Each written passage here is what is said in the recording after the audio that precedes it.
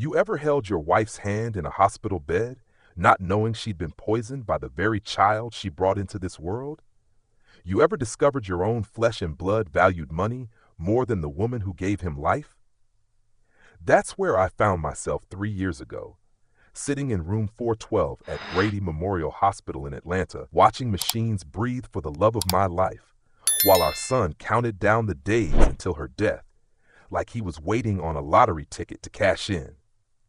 Now, before we dive into this mess, if you're watching this and you've ever been betrayed by family, hit that like button. Subscribe if you want more real stories from real people, and drop a comment telling me where you're watching from, because I know pain don't got no zip code. My name's Andrew Mitchell. I'm 68 years old now, but I was 65 when all this went down. Been living in East Atlanta my whole life, same neighborhood where my daddy laid bricks and my mama raised 7 kids. And this story I'm about to tell you, Lord help me, it's the kind that makes you question everything you thought you knew about blood and family. 3 years ago, I was just a man with calloused hands and a pickup truck, coming home every evening covered in sawdust and concrete dust to the sweetest woman God ever put on this earth. My wife, Denise, she was something special. An auxiliary nurse at Atlanta Medical Center, making 3 times what I brought home from construction sites. But you know what? She never once made me feel less than a king in my own house. Every night when I walked through that door on Flat Shoals Avenue, she'd look up from whatever medical chart she was studying and smile like I was bringing home $1 million instead of my measly $600 a week. We'd been married 37 years by then. 37 years of her rubbing Bengay on my back after long days. 37 years of her singing old Aretha Franklin songs while cooking Sunday dinner. 37 years of her telling me, Andrew Mitchell, you're my answered prayer. Whenever I felt like I wasn't enough. She made more money, sure, but she'd still ask my opinion on everything, from what color to paint the kitchen to how we should handle our son Marcus. Lord knows she should have listened less to her heart and more to her head when it came to that boy. Marcus was 22 then, still living in our basement, still breaking our hearts one bad decision at a time. That boy had everything. Good looks from his mama, strong hands from me, a brain that got him into Georgia State before he dropped out sophomore year. But somewhere along the way, he picked up a taste for quick money and quicker thrills. Started with scratch-offs at the corner store, moved to poker games in the back of Reggie's barbershop, then graduated to betting on games online until his eyes stayed red from staring at his phone all night. The boy could have been anything. Denise had saved up enough for his whole education, but he chose to be nothing but trouble. I remember this one evening, must have been a Tuesday because Denise always worked late Tuesdays. I came home to find Marcus in my garage, going through my toolbox. Not stealing, just looking, he said. But I knew better. I'd been knowing better for years. See, when you work with your hands your whole life, you learn to read people like blueprints. You can see where the cracks are before the whole structure falls. And Marcus, my only son, the boy I taught to ride a bike in Grant Park, taught to throw a football in our backyard. He was cracking right before my eyes. That night I sat on my porch looking at my Ford F-150 parked in the driveway, not knowing it would be gone in 3 months. Not knowing my son would gamble it away like it was just another hand of cards. Not knowing that losing that truck would be the least of my problems. If you told me that night what was coming, I'd have called you a liar. But the devil don't always come with horns and a pitchfork. Sometimes he comes with your last name and your mama's eyes. Every morning at 5:47 a.m., my alarm would go off, and I'd feel Denise's hand pat my back before I got up. That woman never missed it. Not once in all our years. She'd be getting ready for her 7 a.m. shift, moving around our bedroom like a whisper, trying not to wake me, even though we both knew I was already up. That's love, the kind that don't need words. I'd make us both coffee, hers with 3 sugars, and that hazelnut creamer she loved, mine black as midnight, and we'd sit at our little kitchen table for exactly 12 minutes before heading our separate ways. I was working on a renovation project in Buckhead then, one of those big houses where the doorknobs cost more than I made in a week. 43 years I'd been swinging hammers and hauling lumber, and my body was starting to keep score. My left shoulder would scream every time I lifted anything over my head, and my knees would swell up so bad by Friday that Denise would have to help me out of my work boots. But I never complained. A man don't complain when he's got bills to pay, and a woman who looks at him like he hung the moon, even when he can barely hang drywall anymore. Marcus would still be asleep when we left, of course. Wouldn't see him until dinner, if we saw him at all. The boy had turned our basement into his own little casino with 3 computer screens for online betting and a mini fridge full of Red Bull and whatever leftovers he'd grabbed from our kitchen. Denise would leave him plates covered in foil, little notes saying, "Love you, baby," stuck on top. I'd find them sometimes, still sitting there the next morning, untouched. The food and the love both going cold. One morning, I remember it was a Thursday because that's when Denise worked in pediatrics and always came home happier. I found Marcus in the kitchen at 5 a.m. First time I'd seen him up that early in 2 years. He was on his phone, whispering harsh to somebody, his free hand balled up in a fist so tight I could see his knuckles turning white. When he saw me, he hung up quick, tried to smile like everything was normal.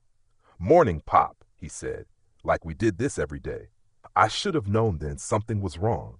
When a gambling man starts losing sleep, it means he's either winning big or losing bigger. "You in trouble, son?" I asked him straight out. No point dancing around things at my age. But Marcus just shook his head, grabbed a piece of toast from the counter, and headed back downstairs. I stood there in my kitchen, in the house I'd been paying on for 20 years, feeling like a stranger in my own home. Denise came in then, dressed in her purple scrubs, the ones that made her look like royalty to me. She kissed my cheek, smelled like that cocoa butter lotion she'd been using since our wedding day. "He'll come around, Andrew," she whispered. "He just needs time." But time was the one thing we didn't have, even though we didn't know it yet. It was a Wednesday afternoon in March when I got the call that changed everything. I was up on scaffolding, replacing some rotten wood on a mansion's 3rd floor, when my phone rang. It was my neighbor, Mr. Eugene, voice shaking like he'd seen a ghost. "Andrew, you better come home. They're taking your truck." At first, I thought he meant repo men. Maybe I'd forgotten a payment, though Denise handled all our bills. But when he said, "These ain't no bank people, Andrew. These boys look like trouble," my blood turned to ice water in my veins. I drove home in my coworker Jerome's car, him not asking questions because he could see the fear all over my face. When we pulled onto my street, I saw them, 3 men standing around my F-150, one of them already in the driver's seat. They weren't wearing suits like repo men.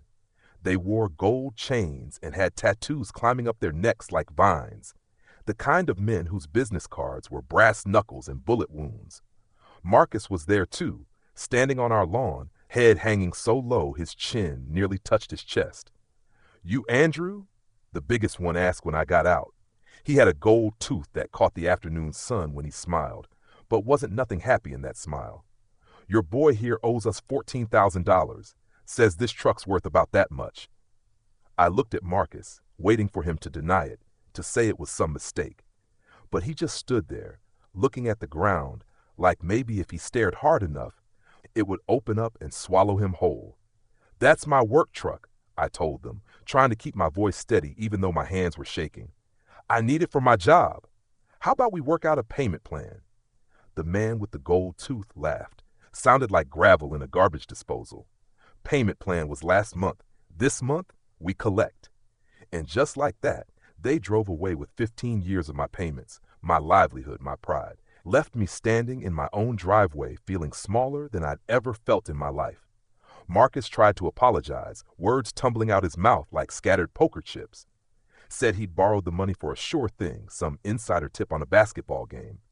Said he'd used my truck title as collateral because they wouldn't take anything else. Said he was sorry, so sorry, Pop, please. But sorry don't bring back trucks, and it sure don't pay bills. I looked at this boy I'd raised, taught to tie his shoes and say his prayers, and I didn't recognize him anymore. The devil had dressed himself up in my son's skin, and I was too tired to fight him anymore. That night, when Denise came home, I had to tell her what happened. Watched the light in her eyes dim like someone was slowly turning down a switch. She didn't cry. Denise never cried where Marcus could see. But later, in our bed, I felt her shoulders shaking in the dark. "Maybe we're not helping him by letting him stay," she whispered into her pillow. "Maybe we're killing him with kindness." It was the first time in 22 years she'd admitted our son might be beyond our help, and it broke something in me that's still broken today. The morning after they took my truck, I had to catch the MARTA bus to work. 58 years old, standing at the bus stop at 5:15 a.m. with folks half my age, lunch pail in one hand, pride in pieces at my feet. The other construction workers looked at me different when Jerome dropped me off at the site. Word travels fast when a man loses his truck to his son's debts. They didn't say nothing, but I could feel their pity following me around like a shadow I couldn't shake. Marcus stayed in that basement for 3 days straight after it happened. Denise would still leave him food, but I told her to stop. "He's grown," I said, harder than I meant to. "Let him figure out how to feed himself." But she couldn't help it. That's what mothers do. They love even when love becomes poison. She'd sneak down there when she thought I was asleep, and I'd hear their whispered conversations through the floorboards. Him promising to change, her believing him, because what else could she do?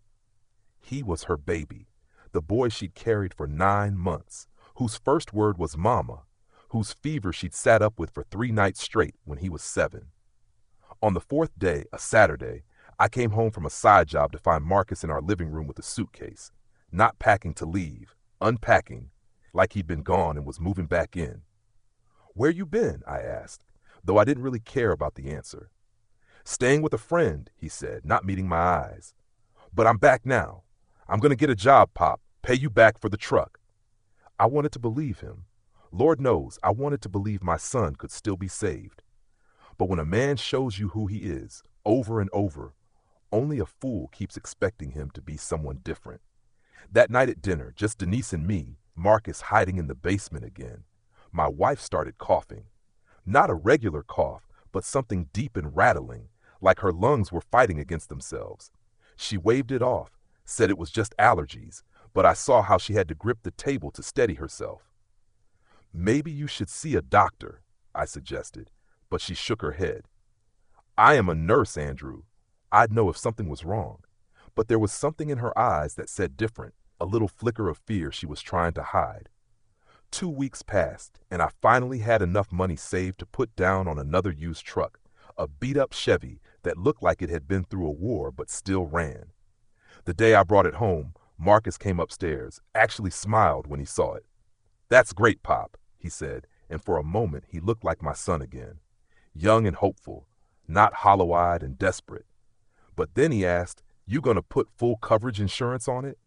And I knew he wasn't thinking about my protection.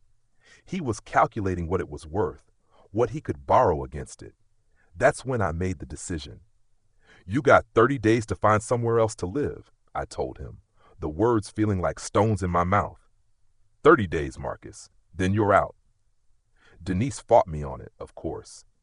We'd been together long enough that our arguments had their own rhythm. She'd get quiet first, then her voice would rise just a little, never yelling but firm like when she talked to difficult patients. "Andrew Mitchell, you cannot put our son on the street," she said that night, standing in our bedroom doorway in her pink nightgown, the one I bought her for our anniversary. "Yes, I can," I told her, pulling off my work boots. "And I will. That boy's 22 years old, Denise. It's time he learned that life ain't no casino where you can just keep betting with other people's money." But even as I said it, I saw how tired she looked. Not just regular tired from working 12-hour shifts, but something deeper. Her beautiful brown skin had taken on a gray tone, like ash had settled just beneath the surface. She'd lost weight too, her favorite scrubs hanging loose where they used to fit just right. "I don't feel good about any of this," she said, sitting on our bed, and for the first time I heard the wheeze in her breathing. "None of it feels right, Andrew. Something bad's coming. I can feel it in my bones." Marcus must have heard us talking because the next morning he was up early again, making breakfast, scrambled eggs and turkey bacon, even had coffee ready in Denise's favorite mug. "I got a job interview today," he announced when we came into the kitchen. "Warehouse work, but it's honest money." Denise's face lit up like Christmas morning.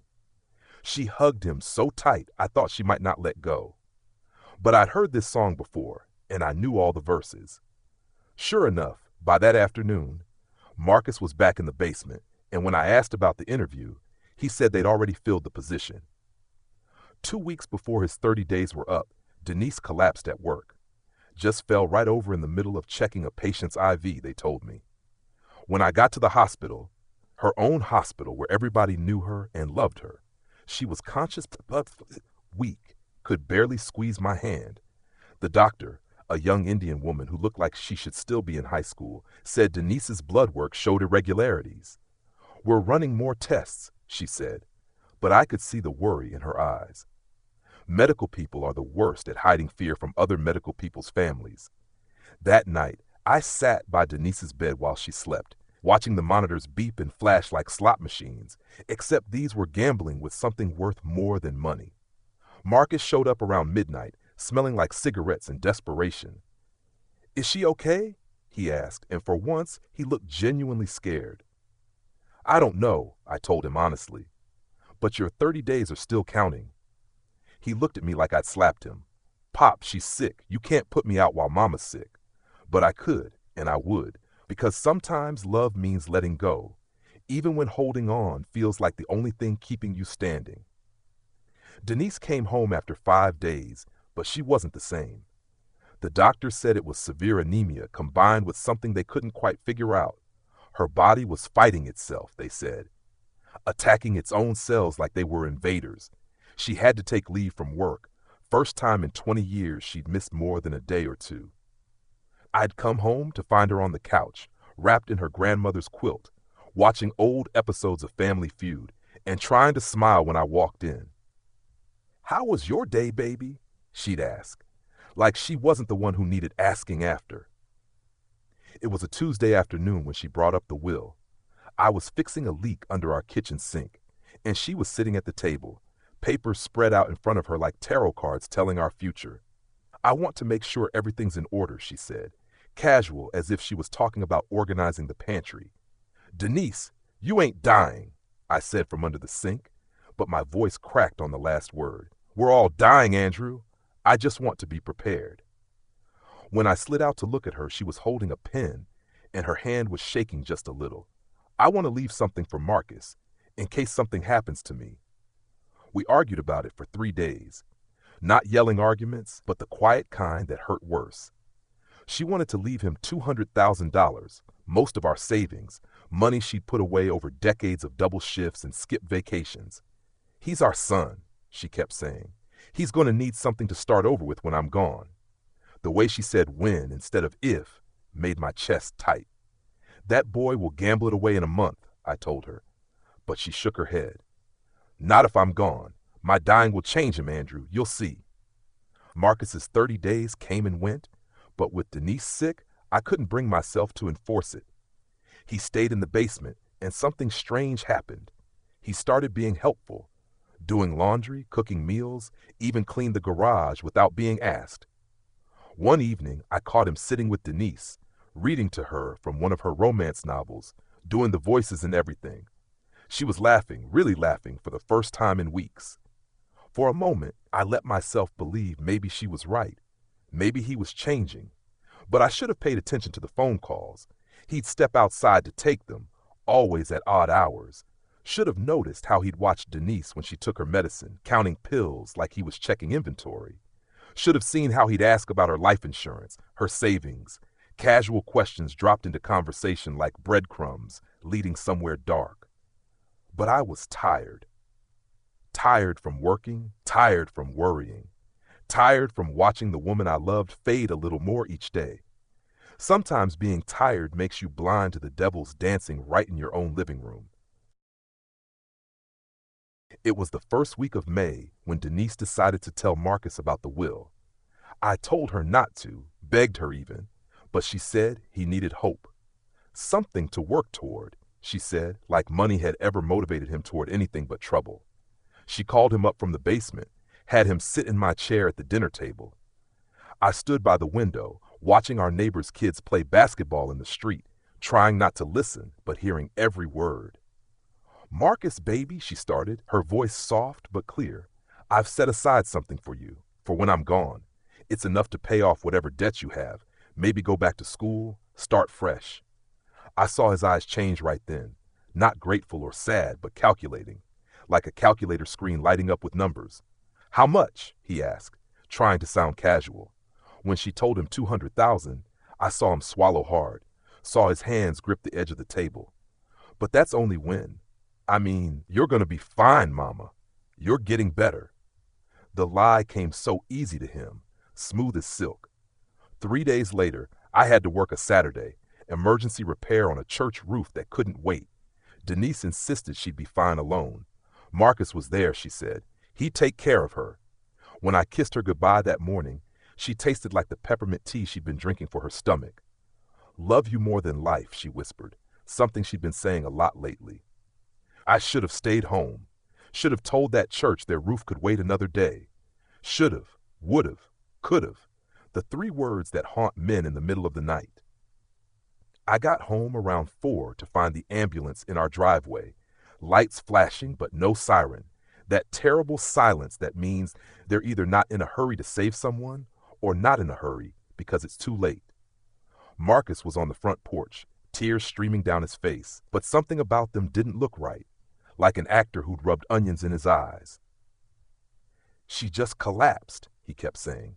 We were having tea, and she just collapsed. The paramedics had her on a stretcher, oxygen mask over her face, her beautiful eyes closed. One of them, a young brother with kind eyes, pulled me aside. She's in a coma, sir. We need to get her to Grady right now. At the hospital, the same young doctor from before was there, but this time she had more doctors with her. They ran tests, so many tests. Blood work, brain scans, everything. Nobody could figure out what happened. Her symptoms don't match her previous condition, one doctor said. It's like something triggered a massive system shutdown. They used a lot of medical words, but all I heard was that my wife was lying in a bed, machines breathing for her, and nobody knew why. Marcus stayed at the hospital the whole time, playing the devoted son. But I noticed things. How he kept asking doctors about her chances, about how long someone could stay in a coma. How he'd already looked up funeral homes on his phone when he thought I wasn't looking. 2 weeks passed with Denise in that coma. I'd split my time between work and the hospital, catching naps in the waiting room chair that squeaked every time I moved. Marcus was there a lot too, but his attention was different. While I was watching her face for any sign of movement, he was watching the monitors like they were slot machines about to hit jackpot. The nurses all thought he was such a devoted son. You raised a good one, an older nurse named Patricia told me. If only she knew what I was starting to suspect. It was a Thursday when I finally decided to reach out to Marcus. Maybe it was seeing Denise so still, so quiet, or maybe it was just being tired of carrying all that anger. Son, I said, finding him in the hospital cafeteria, I think it's time we talked. Really talked. His eyes got wide, hopeful even. Your mama would want us to be getting along, I continued. Why don't you come by the house Sunday? We can watch the game, talk things through. He agreed so fast I knew he'd been waiting for this, though probably not for the reasons I was thinking. Sunday came, and Marcus showed up right on time. First time he'd been punctual in years. I'd made sandwiches, had the game on, even bought his favorite beer. We sat on the couch like we used to when he was younger, before the gambling, before the debts, before everything went wrong. For a little while, it almost felt normal. He laughed at my old jokes, told me about a job he was applying for, even apologized for the truck. I know I messed up, Pop, but when Mama gets better, I'm going to make it right, all of it. He got up to use the bathroom, left his phone on the coffee table. It buzzed with a text, and the screen lit up. I wasn't trying to look, but the preview showed everything. Did she drink it all, hospital or morgue? From someone named Rico. My hands went cold, but another text came through. Remember, if she didn't die, you still owe us $50K. That inheritance better come through. Then another. The stuff I gave you should have worked by now. Maybe up the dose next time. I sat there, staring at those messages, feeling like the floor had opened up beneath me. When Marcus came back, I was holding his phone. His face went from confused to panicked to something else, something cold and calculated. "Pop, it's not what you think," he started, but I held up my hand. "Sit down, son." My voice was calmer than I'd ever heard it. "Finish watching the game with me." He sat, but I could see him eyeing the door, wondering if he should run. We watched the rest of that game in silence, him not knowing I'd already called Detective Morrison from the bathroom, me not knowing how I was keeping myself from putting my hands around his throat. When the game ended, I stood up, looked at the boy I'd raised, and said, "I love you, Marcus. That's why I had to do this." The police were already at the door. They arrested Marcus right there in our living room, the same room where he'd taken his first steps, where we'd put up Christmas trees, where Denise had taught him to pray. He didn't resist, just looked at me with eyes so empty I wondered if my son had ever really been in there at all. "She was gonna die anyway," he said as they put the cuffs on. "She's old, Pop. I just needed the money to save my life. They were gonna kill me." One of the officers, an older white man with gray at his temples, shook his head. "That's your mother, son." "Your mother?" But Marcus just shrugged, like we were talking about a stranger. The evidence came quick after that. They found the poison in Marcus's room, something called ethylene glycol, basically antifreeze dressed up to look harmless. He'd been putting it in her tea for weeks, small doses that looked like her existing illness getting worse. The detective told me if he'd succeeded, no one would have suspected anything. "Your instincts saved her life, Mr. Mitchell," Detective Morrison said, "but what kind of instincts let it get that far in the first place? What kind of father don't see the devil living in his own basement?" The news hit the neighborhood like thunder. People who'd known us for decades couldn't believe it. Mr. Eugene from next door said he'd never trust nobody again. The ladies from Denise's church started a prayer circle that met every night. But the worst part was going back to that hospital, walking into Denise's room knowing what I knew. She was still in that coma, still fighting, but now I knew what she was fighting against. Her own son had tried to kill her for money. How do you come back from that? How does a mother's heart heal from that kind of breaking? I started talking to her, telling her everything, even though the doctor said she couldn't hear me. Told her about Marcus's arrest, about the poison, about the will that had signed her death warrant in his mind. "But you're gonna make it," I said, holding her hand that felt too small, too cold. "You're gonna wake up and we're gonna get through this, just like we got through everything else." But even as I said it, I wondered if there was enough love in the world to survive this kind of betrayal. The trial was set for 3 months out, but Marcus's lawyer was already trying to make deals, talking about mental illness, gambling addiction, saying he wasn't in his right mind. But I'd seen his phone. I'd read those messages. He'd planned this like a construction project, measured, calculated, cold. The prosecutor, a young sister named Angela Washington, told me they had enough evidence to put him away for attempted murder. 25 to life, she said. He'll be an old man when he gets out, if he gets out. I should have felt something, relief, justice, anything. But all I felt was empty, like someone had hollowed me out and left just the shell. 6 weeks after the arrest, on a Tuesday morning that started like any other, Denise opened her eyes. I was reading her the sports section. She never cared about sports, but I'd run out of things to say when I heard her whisper, "Andrew." Softest sound I ever heard, but it might as well have been angels singing. The nurses came running, doctors flooding in, everyone amazed. "It's a miracle," Dr. Patel kept saying. "We honestly didn't think." But she didn't finish, didn't need to. We all knew what she didn't think. Denise didn't remember the poisoning at first, didn't remember the weeks leading up to it. But slowly, pieces came back. The tea tasting funny, Marcus always insisting on making it for her, the way she'd feel worse after his visits. When I finally told her everything, the arrest, the trial, the truth about our son, she didn't cry, just stared at the ceiling tiles like they might have answers written on them. "My baby tried to kill me for money," she said. Not a question, but a statement, like she was trying to make the words make sense. They never did. Marcus was convicted 8 months later, got 30 years with possibility of parole in 15. Denise went to the sentencing, against my wishes and the doctor's orders. She needed to see him, she said, needed to look him in the eyes. When they brought him in, orange jumpsuit hanging off him because he'd lost so much weight, he wouldn't look at her. The judge asked if she wanted to make a statement. She stood up steady as a rock and said, "I forgive you, Marcus. Not for you, but for me. Because hate is just another kind of poison, and I've had enough poison for one lifetime." We sold the house after that. Too many memories hiding in those walls. Bought a smaller place near Stone Mountain, just one story because Denise's body never fully recovered. The poison had damaged her kidneys, her liver, pieces of her that would never work quite right again. But every morning, she still pats my back when the alarm goes off at 5:47. Still makes that too sweet coffee.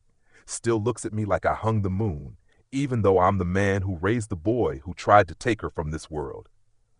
People ask us how we survived it, how we stayed together when something like that should have torn us apart. The truth is, we almost didn't. There were nights I'd find Denise crying in the bathroom, asking God why her son had seen her as a dollar sign instead of his mother. There were days I couldn't look at myself in the mirror, wondering what kind of father creates a monster. But somewhere in all that pain, we found each other again. Found that love that had carried us through 37 years before Marcus tried to end it all. These days, we don't talk about him much. He writes sometimes, letters full of apologies and Bible verses he's discovered in prison. Denise reads them. I don't. Some wounds you choose to let heal, and some you keep open to remember why you survived. Every morning I wake up next to her is a morning Marcus tried to steal.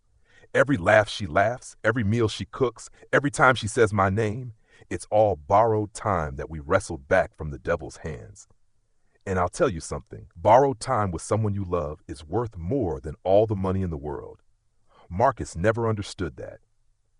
Maybe that's the real tragedy in all this. He had a mother who would have died for him, and he tried to kill her for paper. Now he's got 29 more years to figure out what he lost. And we've got whatever time God gives us to remember what we almost lost and what we fought to keep. That's our story.